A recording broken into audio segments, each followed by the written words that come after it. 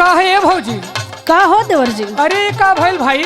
अब का बताई हो, देखा तनी बड़ा टेंशन में बाड़ू और कैसन तोहरा ई पूरा कलर उलर दहिया पे लागल बा हो। देखा जोनी फगुआ में कुल बानर देवर बनना एनी से हम तंग आ गइल बानी। और तनी सुना। हाँ सुनावा। भिजल लहंगा तोहार लाल गाल बाटे हो,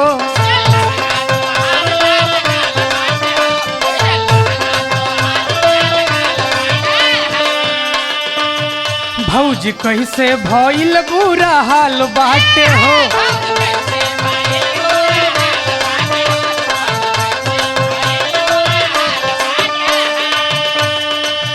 भिजल लहंगा भइल लाल गाल बाटे हो, भौजी कैसे तोहर बुरा हाल बाटे हो।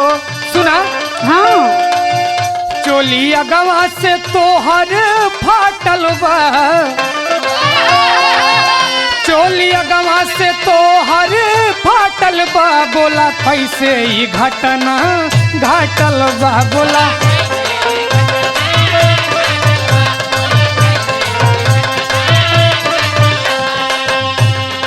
सुना बतावत हई। बतावा भौजी। देखा हम बड़ी परेशान हैं।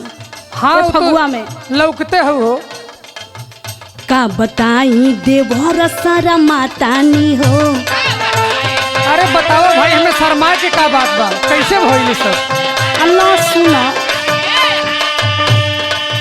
हम सिवाने में जाके पछतातानी हो।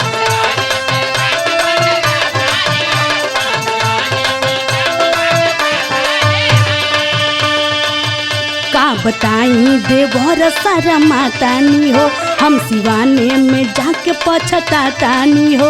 ए देवर बबुआ सुना। दो गोरे और दो काले थे, दो गोरे और दो काले थे, सरसों में पटक के डाले थे, इसीलिए हाल हुआ है ना।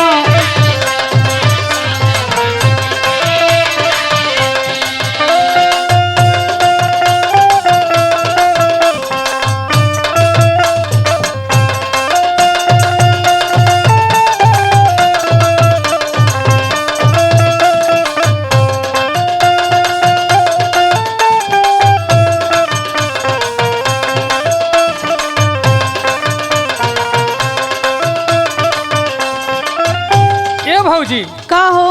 अरे उन्होंने के पहचान ना पाउलो का हो तू? अरे का बताई हो, एकदम साफ हुल्लल गड़िया बानर बनस। दो गोरे और दो काले थे। हाँ हो। अरे बाप रे। सुना। सुनावा। फागुन भरे भौजी रहा संभाल के,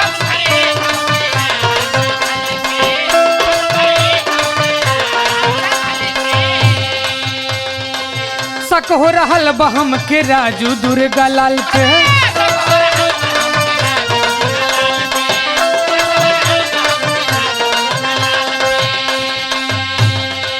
फागुन भरे भौजी रहा संभाल के, शक हो रहल बहम के राजू दुर्गा लाल पे। सुना।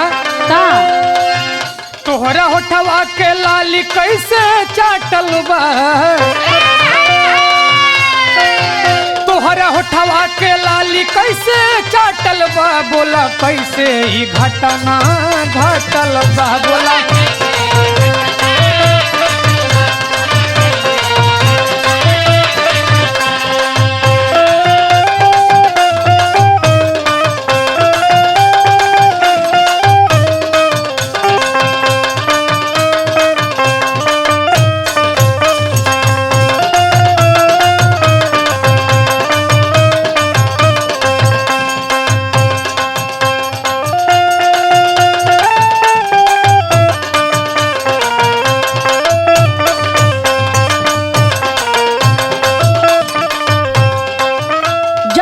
बबुआ।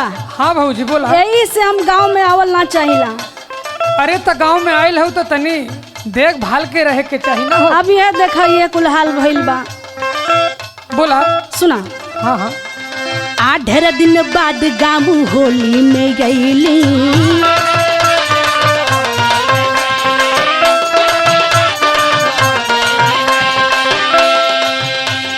गाँव के लड़कवन के समझ ना पैली,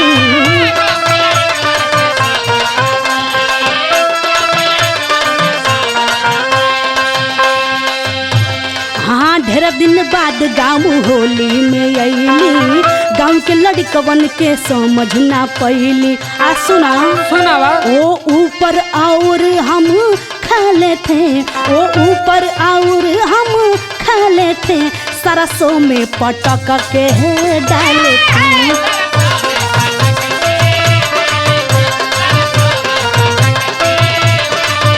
बोला कैसे ये घटना घटल बा, सरसों में पटक के डाले थे। बोला कैसे ये घटना घटल बा, सरसों में पटक के डाले थे। बोला कैसे ये घटना